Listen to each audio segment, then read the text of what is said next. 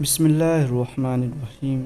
السلام علیکم دوستو، آج کی اس ویڈیو میں ہم آپ کو غوث پاک حضرت عبدالقادر جیلانی کی زندگی کے ایسے دو دلچسپ واقعے سنانے والے ہیں جن کو سن کر ایک مسلمان کا ایمان تازہ ہو جائے گا، اور آپ کو یہ بھی پتہ چل جائے گا کہ اس دنیا میں اتنے بڑے سخی انسان گزرے، کیا وہ حضرت غوث پاک شیخ عبدالقادر جیلانی کا مقابلہ کر سکتے ہیں یا نہیں۔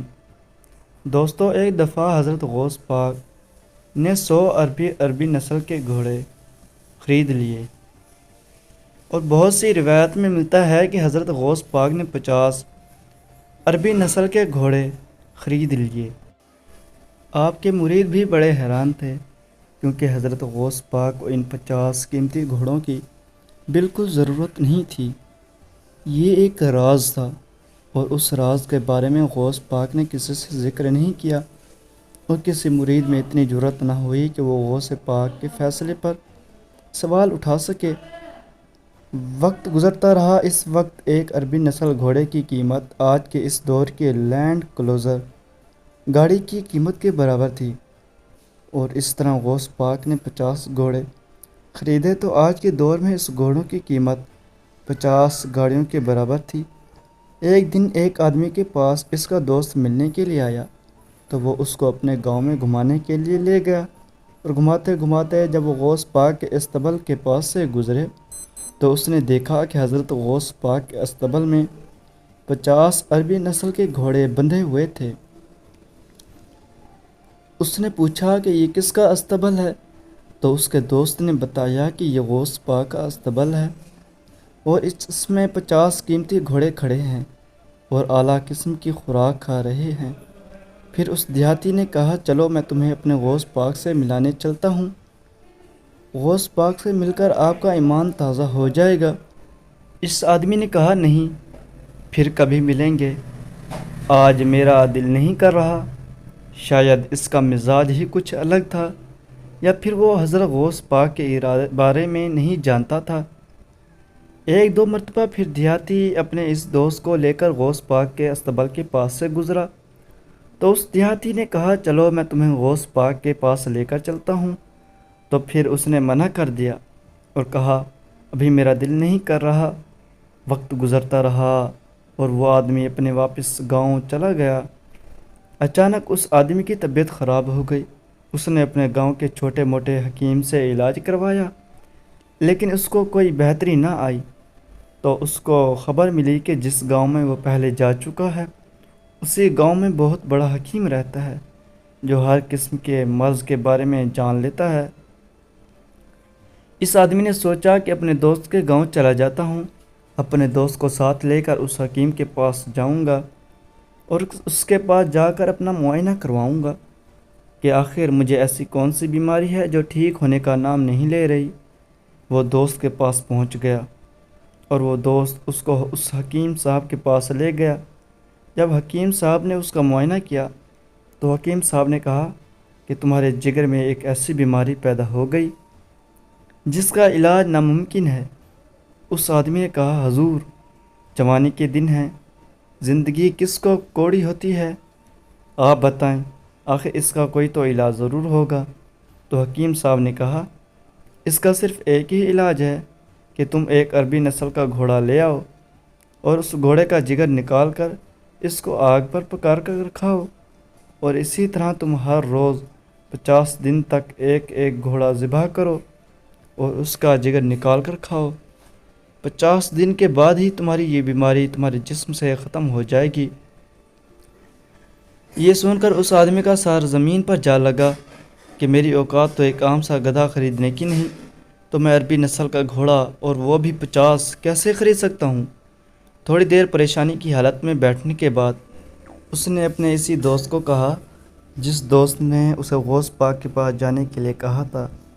اس نے کہا کہ تم مجھے غوث پاک کے پاس لے چلو، غوث پاک کے پاس 50 گھوڑے کھڑے ہیں، تم نے کہا ہے کہ وہ اتنے سخاوت مند ہیں، لہٰذا وہ مجھے 50 گھوڑے دے دیں تو میری جان بچ سکتی ہے۔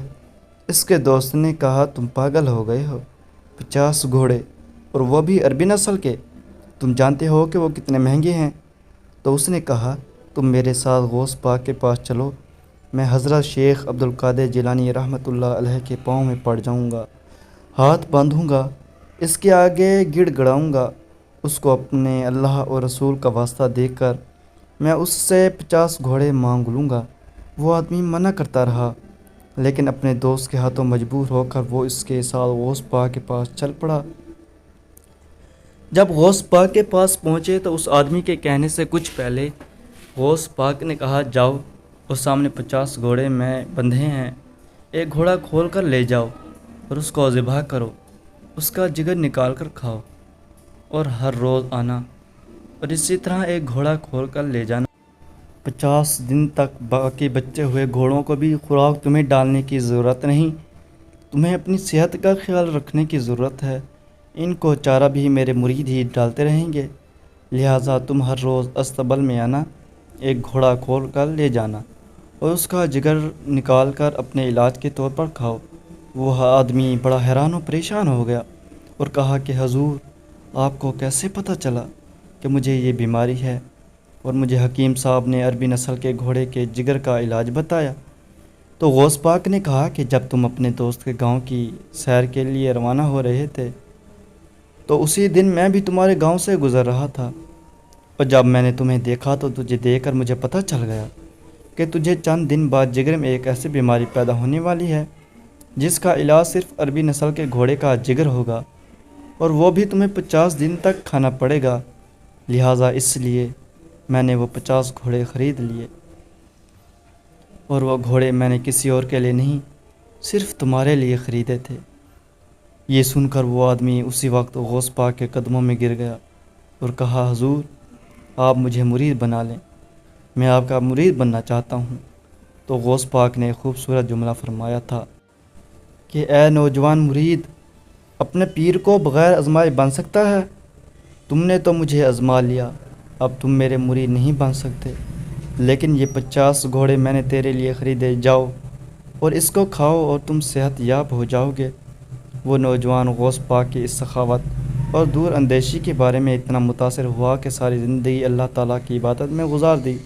دوستو، دوسرا واقعہ آپ کے ساتھ شیئر کرتے ہیں کہ ایک دفعہ غوث پاک نے بتایا کہ جب میں جوانی کے دور میں تھا تو ہر روز رات کو لوگ اپنے اپنے گھروں میں آرام و بستر پر سو جاتے تو میں اپنا تھوڑا بہت ضروری سامان لے کر گھر کے پاس ہی میں موجود جنگل میں چلا جاتا اور جنگل کے درختوں کے نیچے بیٹھ کر ساری رات اللہ کی عبادت کرتا۔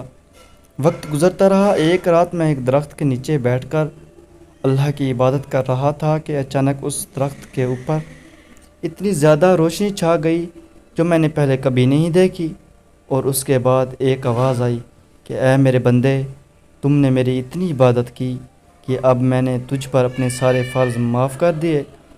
یہ سن کر غوث پاک نے کہا، لا حول ولا قوت الا باللہ العلی العظیم، پھر کہا، اعوذ باللہ من الشیطان الرجیم، بسم اللہ الرحمن الرحیم۔